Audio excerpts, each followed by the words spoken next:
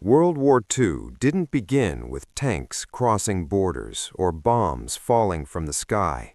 It began quietly, in conference rooms and shattered economies, in broken promises and wounded pride. It began the moment World War I ended, because the peace that followed was not peace at all. It was punishment, humiliation, and unresolved anger. And that anger would slowly reshape the world. History rarely announces itself loudly at first. Instead, it moves quietly, hiding in decisions that seem reasonable at the time. One treaty signed in hope, one economy mismanaged under pressure, one nation left to feel betrayed, and the future begins to bend. This is not a story about sudden madness. It is the story of how the world walked, step by step, into its deadliest war. On November 11, 1918, at exactly 11 o'clock in the morning, the guns finally fell silent. After 4 years of unprecedented destruction, World War I was over. More than 16 million people were dead. Over 20 million were wounded. Entire regions of Europe were reduced to rubble.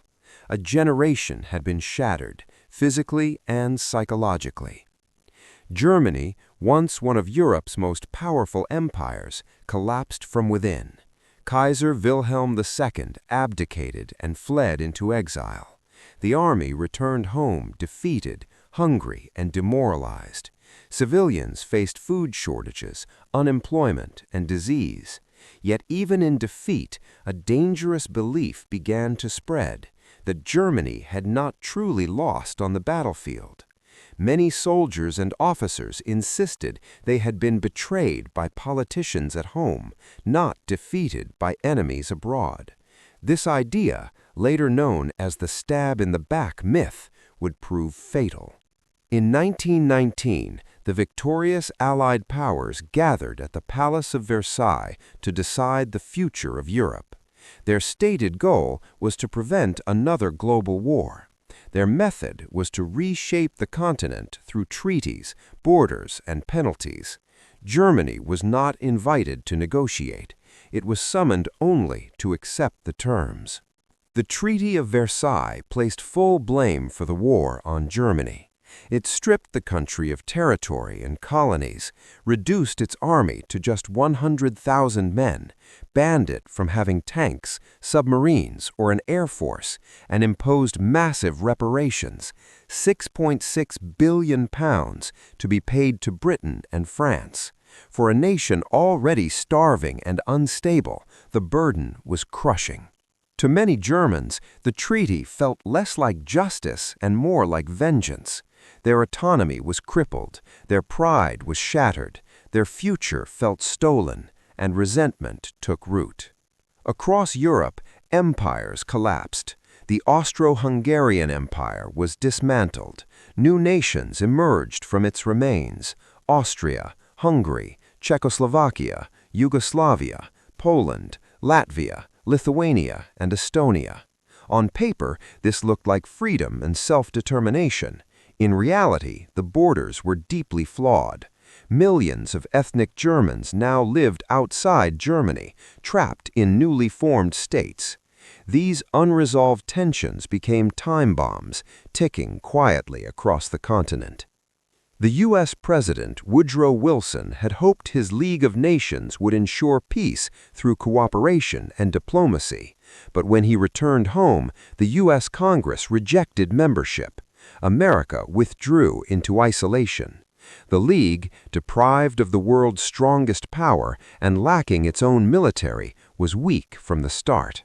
Germany now faced the impossible task of rebuilding under unbearable pressure. To pay reparations, the government began printing money. The result was catastrophic. By the early 1920s, Germany was gripped by hyperinflation. Prices doubled, then tripled, then spiraled beyond comprehension. Bread that cost a few marks in the morning could cost billions by evening. Savings became worthless. Middle-class families who'd done everything right lost everything. Deep, calm, authoritative. People pushed wheelbarrows full of banknotes to buy basic goods. Pensioners starved. Professionals begged. Faith in institutions evaporated. Democracy, still young and fragile, began to look weak and humiliating. This democracy, known as the Weimar Republic, was Germany's first. It promised freedom, elections, and civil rights, but it was born into chaos. From the beginning, it faced enemies on all sides. Communists sought revolution. Right-wing nationalists sought a return to authoritarian rule.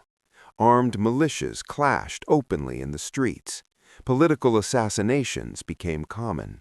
Many Germans did not associate democracy with stability. They associated it with defeat, inflation, and humiliation. And when people lose faith in democracy, they begin to look elsewhere for answers. In Munich, a small nationalist party began attracting attention. Among its members was a former soldier named Adolf Hitler. He had served in the First World War, earning the Iron Cross, and returned home bitter, angry, and deeply radicalized. Hitler was not an intellectual, but he was a powerful speaker. He understood resentment, he understood humiliation, and he knew how to turn anger into purpose. His message was simple and dangerous. Germany had been betrayed. Enemies existed both inside and outside the nation. The country could rise again if it rejected weakness and reclaimed its destiny. For a population desperate for meaning, the message resonated. In November 1923, amid economic collapse and unrest, Hitler attempted to seize power in what became known as the Beer Hall Putsch. The coup failed. Hitler was arrested and sentenced to prison. Many assumed this was the end of him. Instead, it became his beginning. While imprisoned, Hitler wrote Mein Kampf, outlining his ideology: extreme nationalism, anti-Semitism, territorial expansion, and the belief that Germany must dominate Eastern Europe. He also learned a critical lesson: power could be taken legally. The democratic system he despised could be used against itself. After his release, Hitler began rebuilding the Nazi Party, this time as a disciplined political machine. Meanwhile, the world watched other warning signs and chose to look away. The League of Nations proved incapable of enforcing its own rules. Aggression went unpunished. Confidence in international cooperation faded. Britain and France, scarred by the horrors of World War I, were determined to avoid another conflict at almost any cost. Their economies were fragile. Their populations were exhausted. Peace, even a fragile one, seemed better than confrontation. For a brief moment in the mid-1920s, Germany appeared to stabilize. The economy improved. Extremist parties lost support. Democracy seemed to survive. But the wounds beneath the surface never healed. Resentment remained. Humiliation lingered. Extremism waited patiently. One man, dismissed by many as a loud radical, was preparing to take advantage of it all. And when the global economy collapsed at the end of the decade, the final door would open. The world was not heading toward war unknowingly. It was drifting there, slowly, quietly, and willingly. And this was only the beginning. If you want to understand how the deadliest war in history truly began, like this video, subscribe, and join Kasora. Because every failure, every compromise, and every ignored warning sign brings us closer to the moment when history can no longer turn back.